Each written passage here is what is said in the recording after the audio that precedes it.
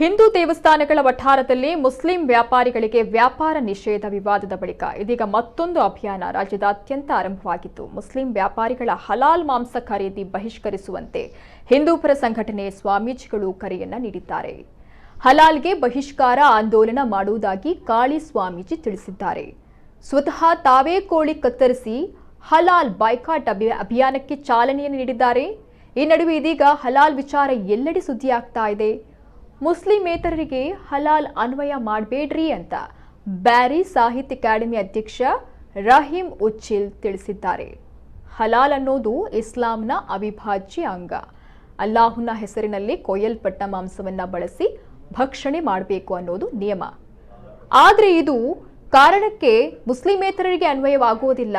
ಹೀಗಿದ್ದ ಮೇಲೂ ಸತ್ಯವನ್ನ ಮರೆಮಾಚಿ ಇತರ ಧರ್ಮೀಯರನ್ನ ತಿನ್ನಿಸಿ ಅವರನ್ನ ಧರ್ಮ ಭ್ರಷ್ಟರನ್ನಾಗಿ ಮಾಡೋದು ಸರಿಯಲ್ಲ ಎಂದಿದ್ದಾರೆ. ಅಲ್ಲಾಹನ ಹೆಸರಿನಲ್ಲಿ ಕೊಯ್ಯಲ್ಪಟ್ಟ ಮಾಂಸವು ತಮಗೆ ಒಪ್ಪಿಗೆ ಇಲ್ಲ ಎಂದಾದಲ್ಲಿ ಸ್ವ ಇಚ್ಛೆಯಿಂದ ಇದನ್ನ ವರ್ಜಿಸಿ ಮುಸ್ಲಿಮೇತರ ವ್ಯಾಪಾರಿಗಳಿಂದ ಖರೀದಿಸಿ ಸೇವಿಸುವುದೇ ಇದಕ್ಕೆ ಬರುವ ಅತ್ಯುತ್ತಮ ಪರಿಹಾರವಾಗಿದೆ.